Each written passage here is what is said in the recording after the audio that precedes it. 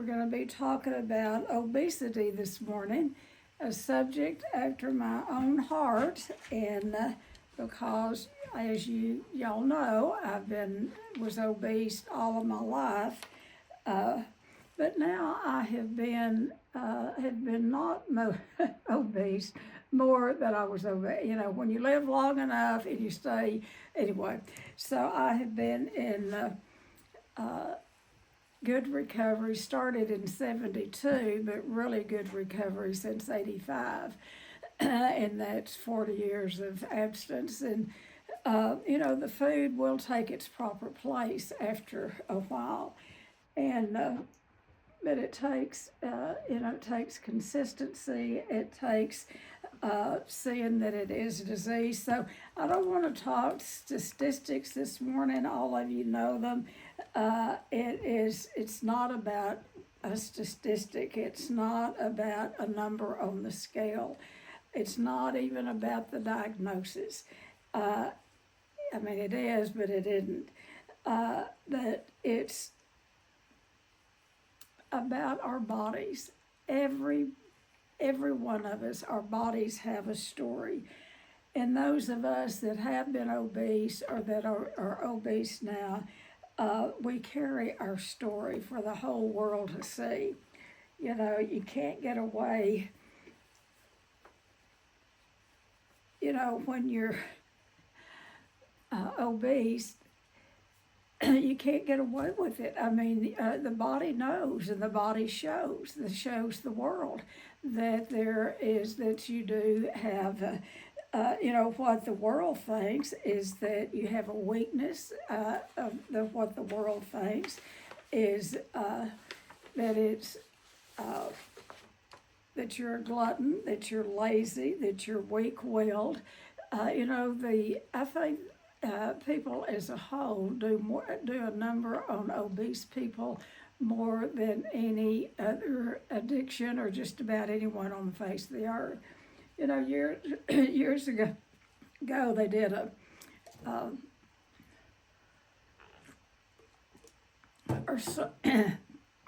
survey in school for fifth graders, had them to list the top 5 things that they feared the most. Top 5 things, and when they got to calculating their answers, it wasn't their parents getting a divorce. It wasn't about, being killed. It wasn't about being hit. It wasn't any of that. It was being fat. That was number 1 on the list, was being fat, because children, that are not overweight, they sit back, and if they're not making fun of the overweight kid, they're feeling sorry for them, and they're just thinking, thank God I am not overweight. Obese children are the most abused children in school. Of course, I would think that because I was. How many of you were obese children? Any of you? Okay. So you know what it's like, and my mother would say I'd come home crying because it could be on a daily basis. Some boy usually, or some group of boys, or someone would be making fun of me about my weight, and saying those things like fatty 2 before, can't get through the blah blah blah blah, and I'd go home crying, and my mother would say, well, cry and laugh, and the world laughs with you. Cry and you cry alone.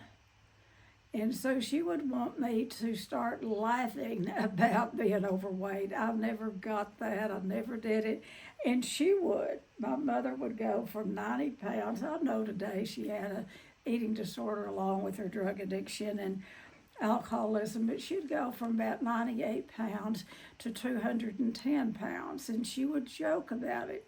She would joke about, well, I fell off from 210 to 180. I mean, she'd just make jokes about her weight.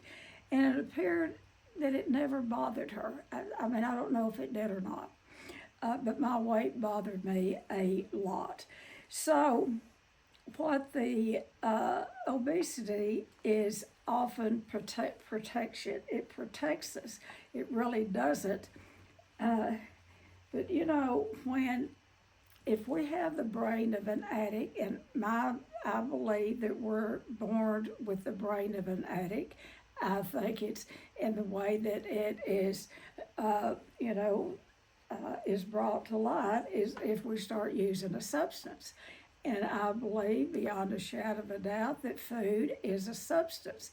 Now, you know, it's some people, and which I was totally addicted to sugar and carbs, high carbs that had lots of sugar in it, and salt, crunchy, all of that stuff.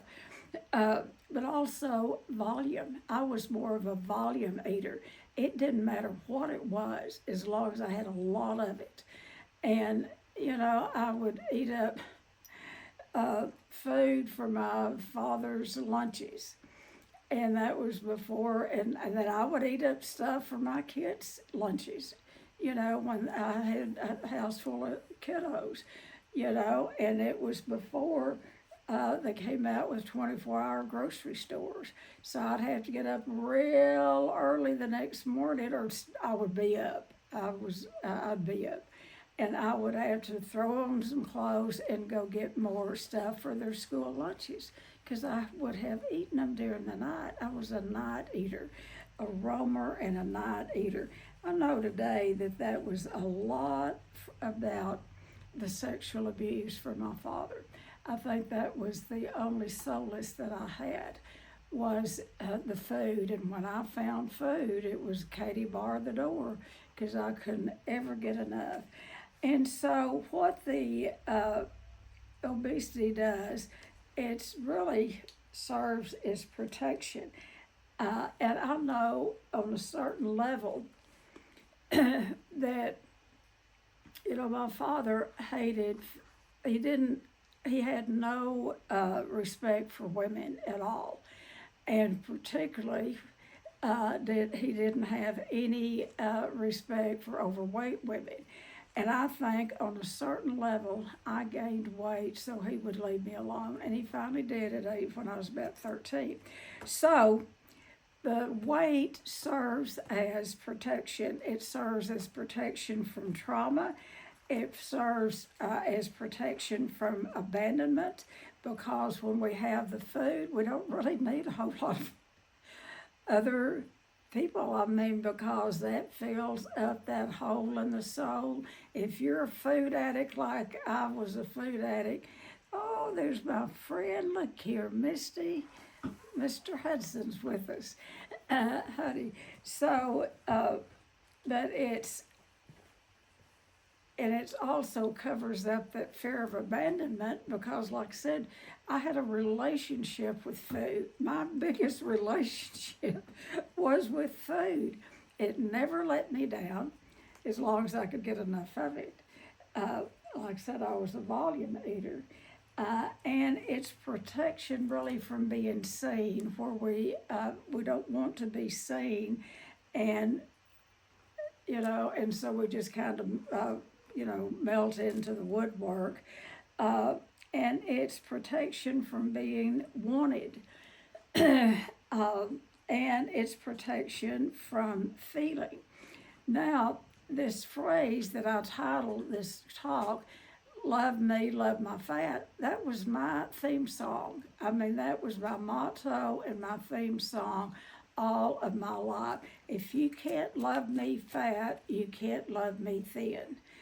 Because I am the same person. I wanted people to love me for me, not what they saw on the outside.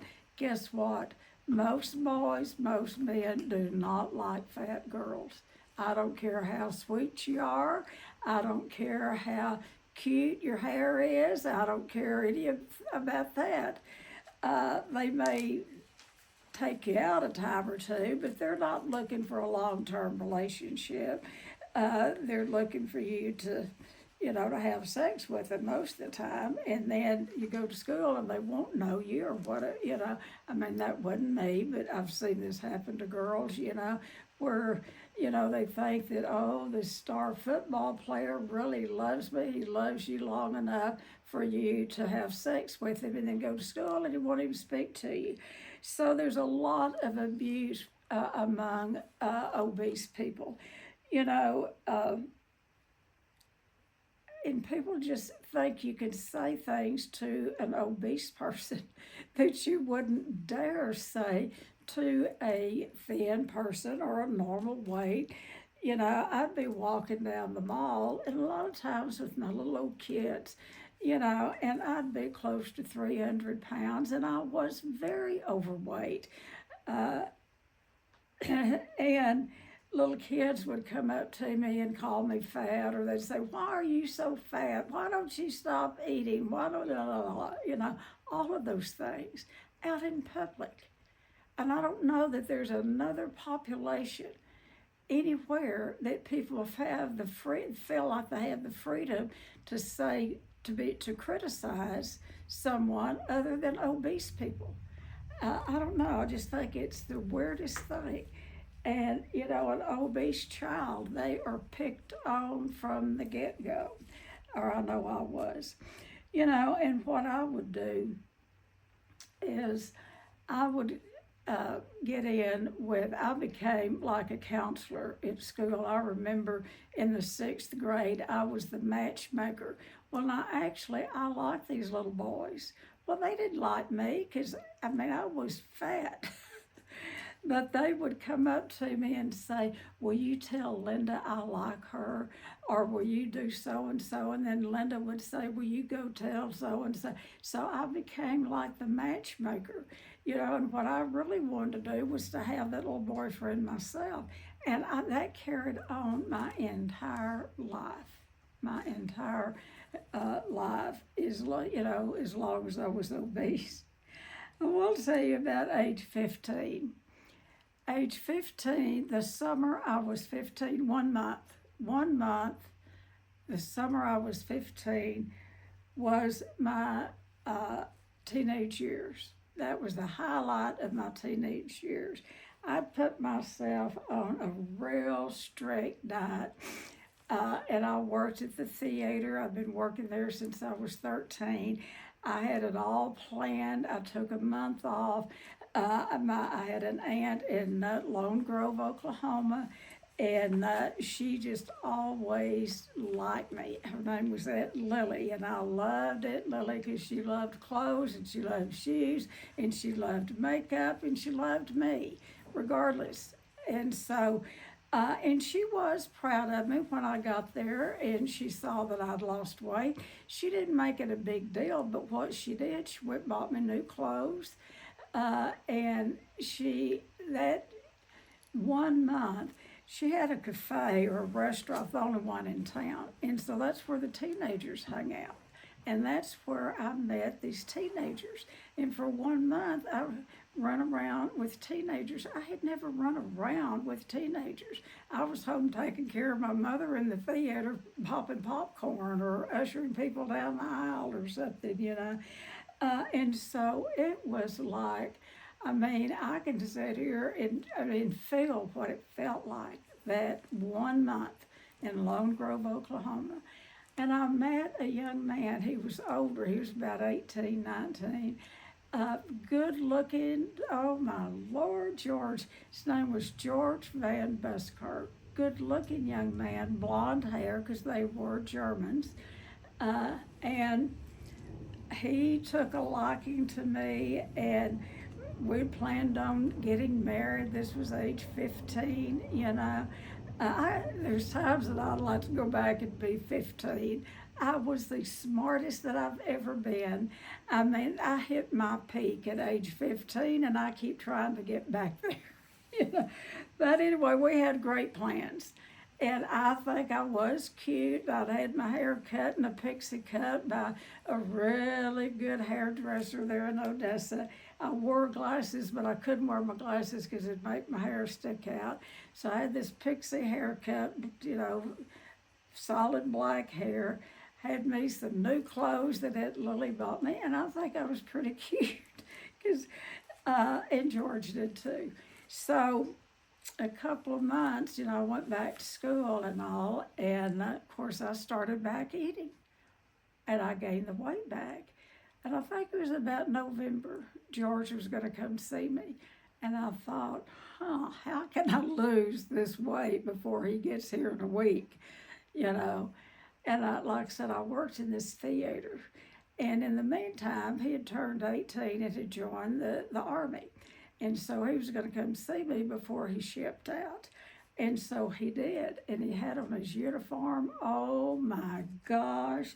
The girls just fell over the counters. George was so good looking. And he looked at me. And I saw the look in his eyes. And I knew it was over. It was done. Over, done with. And that's where I got the theme song, Love Me, Love My Fat. If you can't love me, thin and fat, you don't love me. I'm no different than I was back in the summer. I just had a few more pounds on me. And so that was the end of the end of our relationship. Now he went on, he was stationed in Germany, and he wrote me for a while. Short while, and then he married him a German girl and brought her back to the States, and that was the saga of George. And I could give you a list of, I'd lose weight, be attracted to someone, date them a little while, I'd gain the weight back, and then they'd drop me. So, but I met a man called Ariel McCarty, and he loved me. I don't care, and he was a big joker, and when, I was very thin when we married, and I thought he was a 2-beer drinker. He would come out and drink with my mom, and I just thought he was a little kind of two-beer drinker. I mean, no problem, and here I was thin and cute, and all of that, and so we got married, and the first week that we were married, I think we both realized he didn't know he had married a fat girl, and I didn't know I had married a drunk. He started drinking, I started back eating, and that was how our marriage was until I found Al-Anon in 1968, which was 6 years after we were married. Stayed in Al-Anon 14 years before he went to his first AA meeting, and so he watched me lose and gain and lose and gain. And I'd lost 100 pounds 5 different times, 100, 120, 140, but I couldn't keep it off. I could not keep, not one person, not one doctor, not those diet doctors, and I'm not faulting anyone. None of us knew that this was a disease. We just thought it was a character flaw, that we could not stop the eating. None of us knew. So I'm not fighting, I'm not faulting doctors. But no one ever told me you have a disease that is much like alcoholism. I never heard that it was a disease until, and I'm serious about this, West Texas is the last to get the memo about anything. Everything starts on the east and west coast and moves toward the center, and, West Texas, we get we're the last to get it. So I was working at the Serenity House in an all alcohol drug program, treated all men, and all men worked there. I was the only woman, that worked there. And I had hired, and y'all have heard this, but I had been praying for some help for my, and I didn't call it an eating disorder. I did not have the words eating disorder. And this was in 85. Now they had the words in Dallas, because later I realized that that Baylor Hospital had an eating disorder unit there. I didn't have the memo. I didn't have the information that what I had was an eating disorder and that it was a disease, until I hired this man from LA, hip, slick, and cool, recovering drug addict. And one day he came in, wanted to talk to me, and I always say I thought he wanted a day off, but anyway, we went into the library, I always say it's abusive to point out a problem without pointing out a solution. And by this time, I had been practicing for bulimia for 13 years. The last time I lost the weight, lost over 100 pounds, I knew it had to be different. I could not gain that weight back one more time. I couldn't. And I didn't know it had a name. I didn't know what it was, but I started using laxatives. I would eat, I would overeat, and then I would take massive laxatives. I got up to taking 100, 125 a day because, like all meds, they quit working after a while, and I'd have to take more and more and more. And then they used to be in a loose in a bottle, then they put them in those foil packages. When I went to treatment, I had a corn on the end of this thumb here from getting those laxatives out of those foil packages because it takes a lot of time and effort to get out 100 a day. But anyway, I always say it's abusive to point out a problem without a solution. And Alan handed me a book. What he said was, Tennie, I think you're a bull. And I thought he thought I was gay. And I said, Alan, I think you're an idiot. What are you talking about? And he said, I think you're a bulimic. I had never heard the word. And I was dying from it. I had never heard the word bulimia. This was September of 1985. But he handed me a book called Fat is a Family Affair by Dr. Judy Hollis.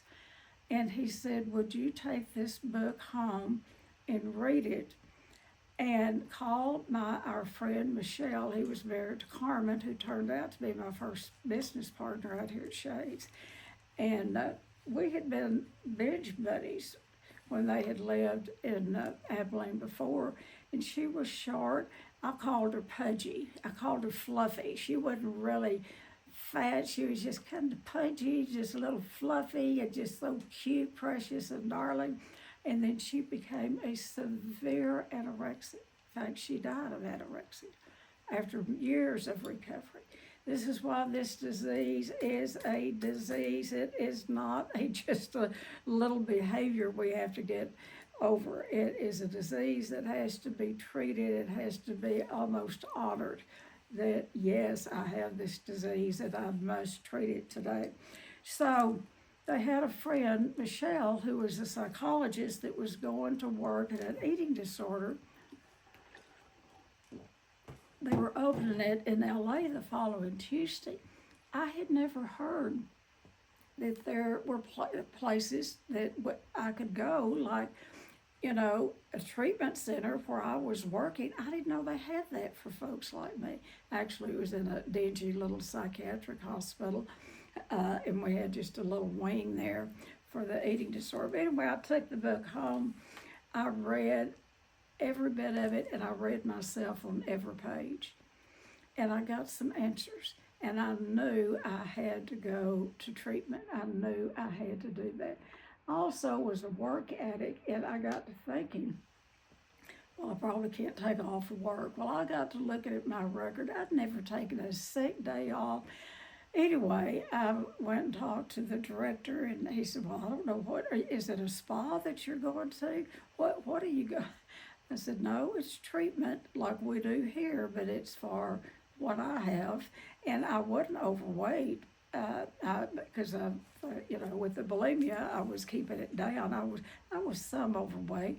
I went into treatment about 190, and I know that sounds like a lot of weight, but when you've weighed 287, that's not hardly a mark on the scales. But anyway, I had gained back up to about 190 when I went into treatment.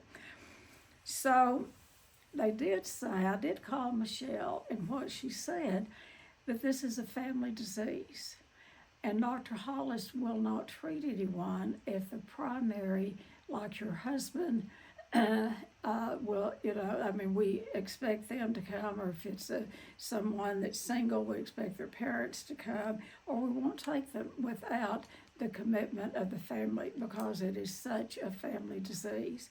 So my husband came in that night, And I showed him the book, and he's a speed reader. I mean, I knew he'd have it read in 15 minutes or what, but anyway, he took it with him to work the next morning. And when I gave him the book, he said, "Oh, here we go again. Here we go again. You know, you've done everything in the world. When are you going to get satisfied with who you are with your sight?" I mean, he got mad at me. And I said, "Well, they're really saying they're not going to take me if you're not willing to go." "Well, I'm not going." He said, "I am not going. I am not going. I have supported you all these years, and I'm not going out there." So he took the book. As he walked out to go to work, he picked up the book. And when he came back that night, he'd already read the book, and he said, kind of had tears in his eyes, and he said, "I am so sorry."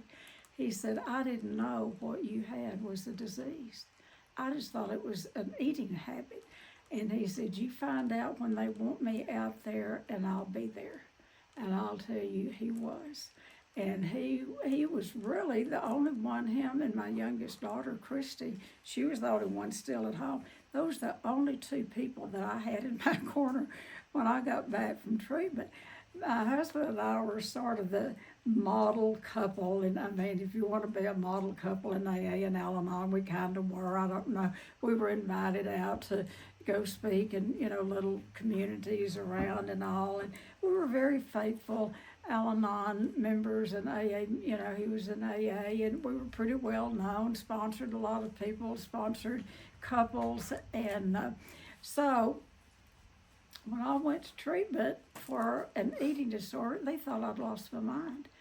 And his AA group and my Al-Anon group turned against us. I mean, they thought that I'd lost my mind. They didn't know, and they would say things, "Well, you're not as fun as you used to be."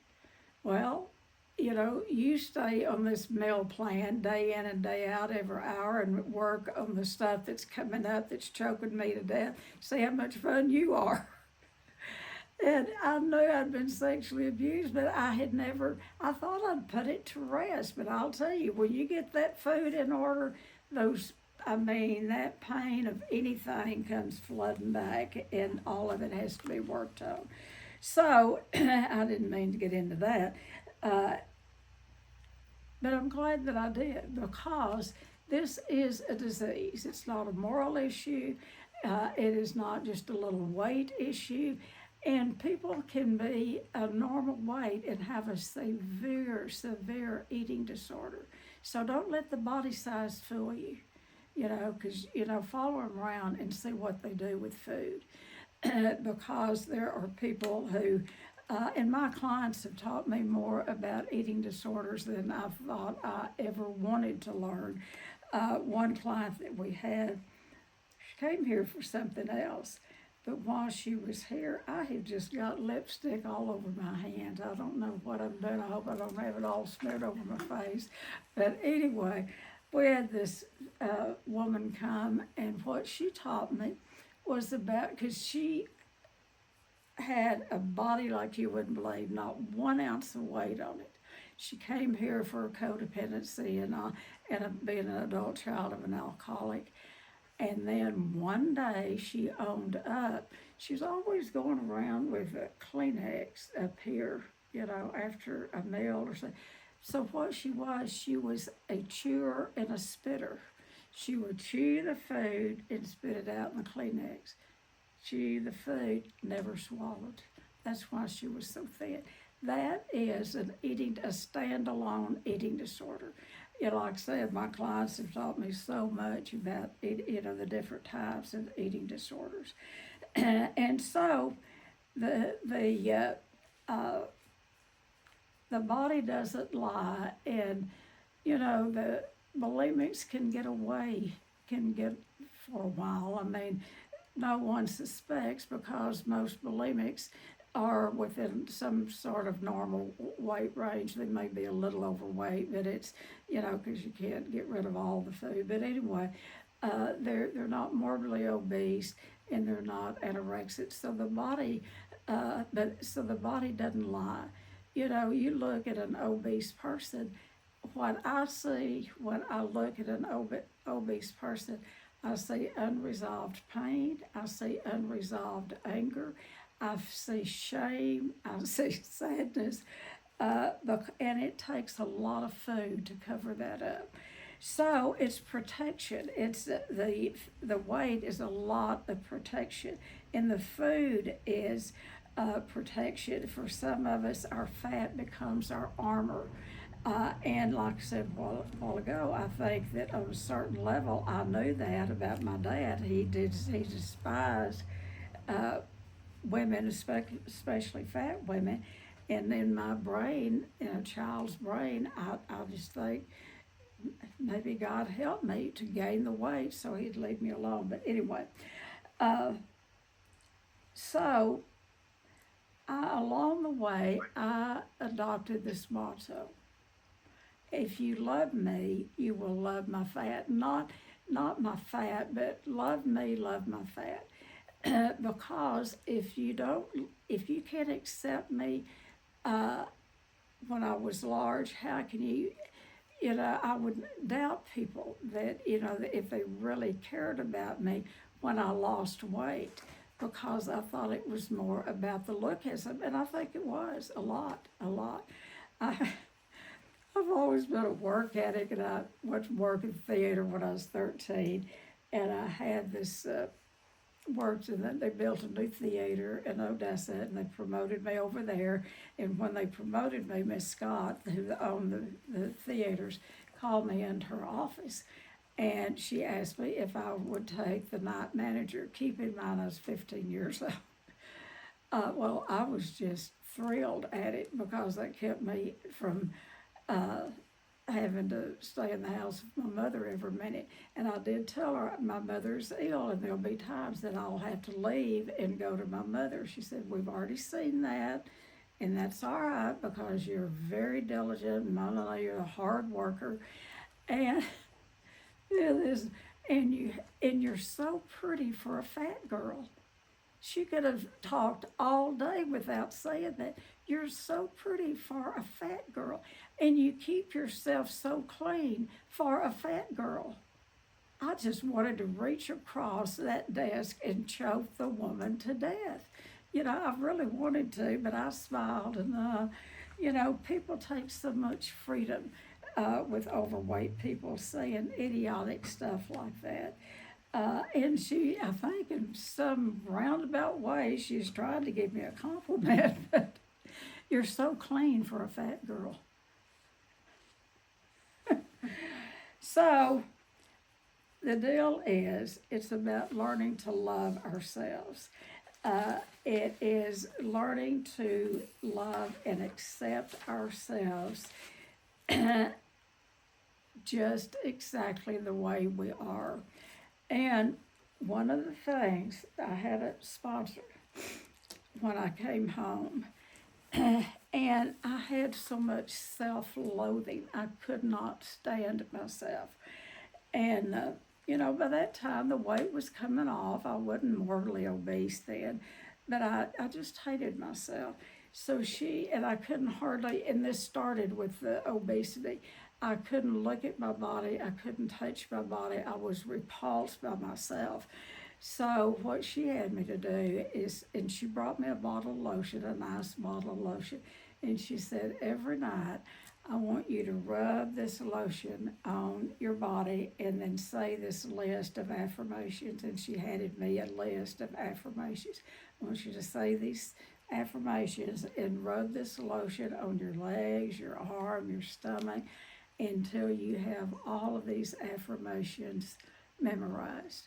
And if those of you that have been at Shades, that's an assignment, and we encourage people all the time.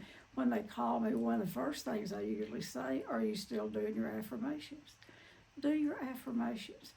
Because if you have any kind of disease, alcoholism, drug addiction, or eating disorders, and I think for some, the eating disorders are the worst about the self-loathing. So I think that it is about learning to love ourselves right where we are, just the way we are. and to learn to love ourselves right now, whether we're 100 pounds overweight or a normal weight or somewhere in between. It's about learning to love ourselves. And that was so foreign to me, and that I thought that was so self-centered, to love yourself. I thought you had to love others, and we do need to love others. But if we don't love ourselves, what do we have to offer anyone if it doesn't start? Because this is God's vessel. God made each of us. And when we put ourselves down, we're putting down God's handiwork. So self-love says things like, and my friend Ann will like this, I am worthy right now. I am worthy right now. I don't have to change a hair on my head to get worthy. I'm worthy right now. And when we love ourselves, it says, this is just how I am. I am worthy right now. But when the obesity talks, the obesity says things like, I'm a moral failure. I'm bad and awful because I can't lose weight. We get it so screwed up about the weight business, and that and I will tell you, I want to be honest about this. I can say people out there judge overweight people. I have a problem. I have to watch myself. When I see a 3 or 4 or 500 pounder, I have to be very careful that I'm not judging them. What if they do something? In today's time, there's help available. And so I have to get out of my own head like that. And so I had to look at what food gave me and what food did for me. It gave me comfort. It was my best companion. It never let me down. It was a reward. I remember would hurry and get the kids off to school. I was a spotless housekeeper, in spite that we had a house full of kids.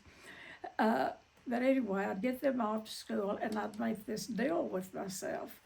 And I would have candy hid all over the house so the kids wouldn't find it. And my drug of choice was Snicker bars. And so I would make this deal with myself. Okay, I'm going to work 30 minutes and I'm going to get this done. And when that's done, then I'm going to get a Snicker bar and read one chapter of this book I was reading. And then I'd do that. I was pretty disciplined about it. Then I'd get up, work 30 more minutes, and my bargain was, go get me a Snickers bar and read another chapter or half a chapter. That was my life. That was my reward system to myself. And it was food. And then food works as a sedative for us. It just so calming. I'm going to do that enough till I'm going to get people wanting to be compulsive overeaters, but it does. And it doesn't do that with all people. Only those of us that have the disease. It gives us alcohol, compulsive overeating does to the obese what alcohol does to the alcoholic. It eases the pain. And it's alcohol is not an upper, it's a downer drug. But it feels so good to go down, and it eases the pain for just a few minutes. And that's the way food is. It just eases the pain. And so we get, it's like a sedative effect for us. And then celebration, we can find anything to celebrate and celebrate with food. I'll tell you, when I came home from treatment, my biggest concern was what were we going to do about the holidays, because everyone gathered at our house. I put out a spread that was equal to Martha Stewart, and it looked good. I never put a ketchup bottle on my table. I'd put it in little bowls, and I made even the evening meal. Oh, I mean, my kids still talk about it. They said, "We always felt like we were going to a restaurant when we sit down and eat at night," because I didn't have that growing up. So when we don't have something, we usually go way over here to the extreme, in which I did. I mean, my table was set, and today it's not. But anyway, so I have a nephew that has never been back to see me. He got mad. I could not do Thanksgiving or Christmas. I could not do it that year. My daughter Karen had us up to her house, and I couldn't cook. I couldn't do it. I couldn't have the big family celebrations, and I haven't since. Now, we celebrate with my family, and we invite people in and all, but I don't have those big gatherings like I used to have, because that's how I got my good feelings about myself. And that one nephew has not spoken to me since. He could not imagine, because I was the matriarch of the family, and he just felt like his whole family, I mean, everything had been taken away from him just because I went to treatment. And another thing is food never rejects. It never rejects us. It's always there. So, the thing about food, this love me, love my fat, can be like a shield. That was my motto. If they couldn't love me fat, how could they love me thin? I had, and so it's like it did serve kind of as a boundary to keep people away from me. So, a lot of times it's a shield, and I taught people as much. I'll tell you, we're real big on interventions, and now it's a huge business. When I started many years ago, the Johnson Institute had a training for interventions, and I went and did the training, and I did interventions, and for our treatment center here, that interventions were not the big business that they are now. They're huge. But all the time that I've been in the eating disorder field, only one time did I have an intervention done on an overweight person, a morbidly obese person. Her family got together and they did an intervention, brought in an interventionist to do an intervention on her. Now, I mean, we had scores of anorexics having interventions done on them. Only one compulsive overeater. What does that tell us? What that tells us, I don't know. What I would feel is that we're really not even worth an intervention. We're not even worth noticing that we're sick, not sorry. So anyway,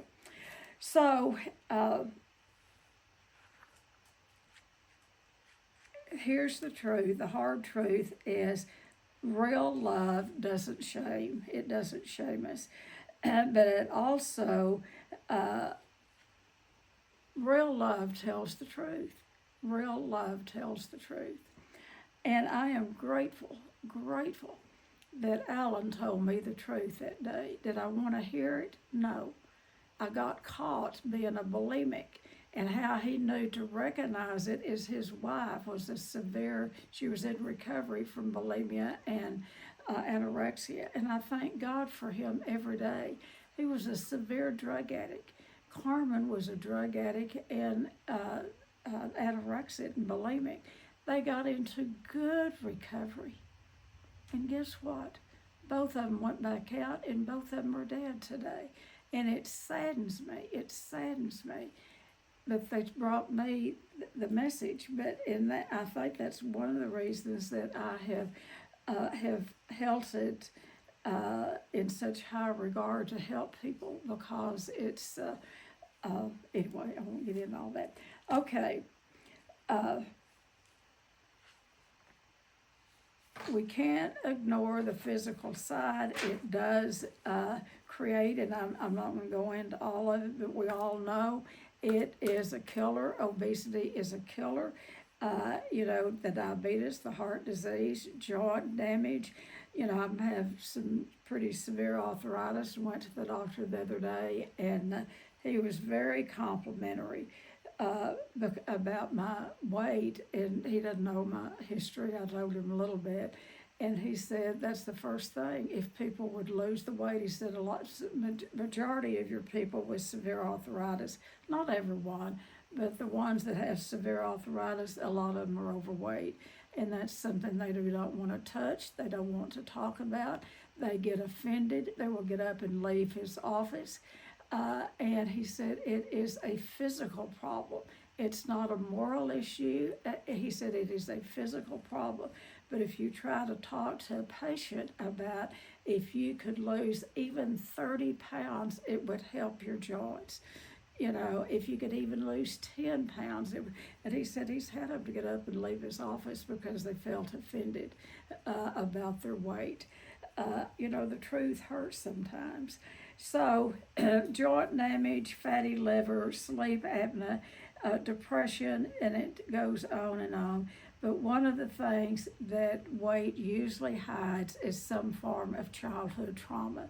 And the childhood trauma has to be addressed. And it doesn't, when people hear trauma, they think it has to be something great big. And we treat people with great big trauma. But it can be one time. A day in the life of a child is much different than a day in the life of an adult. Something can be said and done to a child, and it goes to that child's heart. And if they have the brain of an addict, they take that hurt and that pain, and the minute they find something to ease that, and it can be food, that can begin their journey into obesity, is the hurt and the pain. And so the answer is twofold. It's threefold. This is a absolute physical disease, but it's a mental and emotional disease.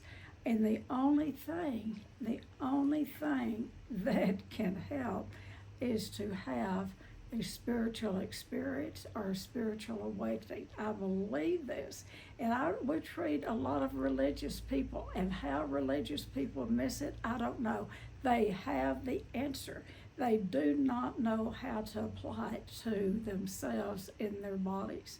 You know, God is there. He does it, and He's the only one that can remove that mental obsession. No human power can do that. People can help. That's why we need sponsors. That's why we need good therapists. But no one can remove that mental obsession out of our brain, that thought pattern to eat, that thought pattern to go get a drink, that thought pattern to use a drug. Only God can remove that. Now, it works in a partnership. You know, He could zap all of us well like that. He doesn't. You know, I say He's a gentleman. He doesn't come in where He's not invited. And what happens? We had to do the footwork. We do the footwork, and what that footwork is, and I hate to even say this, but it's about putting down the fork. It is about pushing away from the table. It's about finding a way to feed yourself in a healthy way. Abnormal has become normal with the overeating, and I will tell you, I promise, I give you a guarantee, if you follow instructions, you know, 40 years later, food has taken its proper place. And I was telling Misty yesterday, you know, the food is different. I can pretty much eat anything I want to. I just don't want to eat a lot of the junk stuff that I used to eat, but I can pretty much eat anything. It's the volume.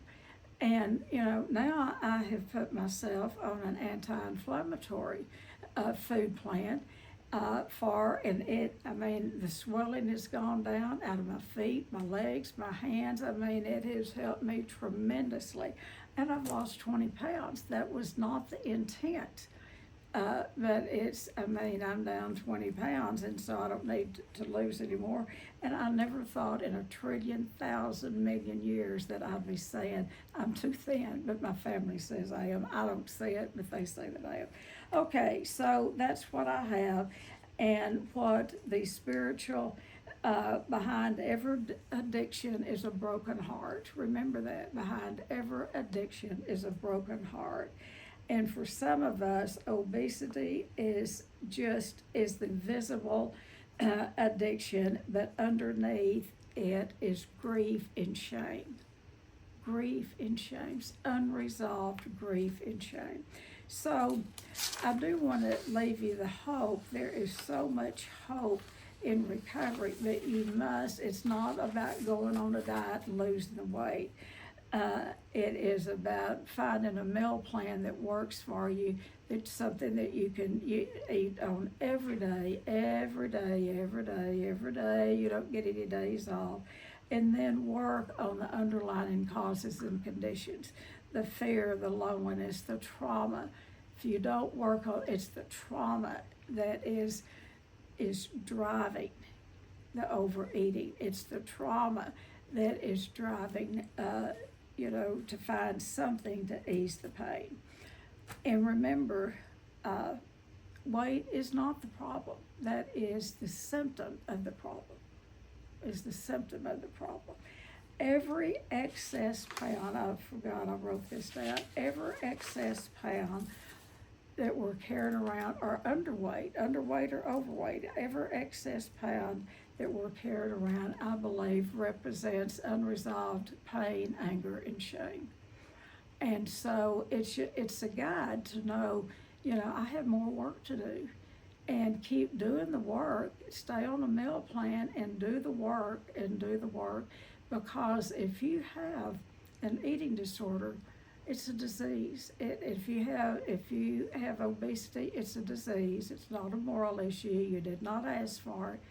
And it needs to be treated, and it can be treated, and you can live in wellness the rest of your life, but you have to treat it today. I'll treat my eating disorder just like we recommend that you treat yours.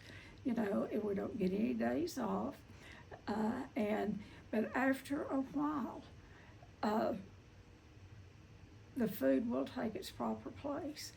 And, I was telling Misty, I got to where, I was, doing some night snacking, and then it dawned on me, what's going on? And what it was loneliness.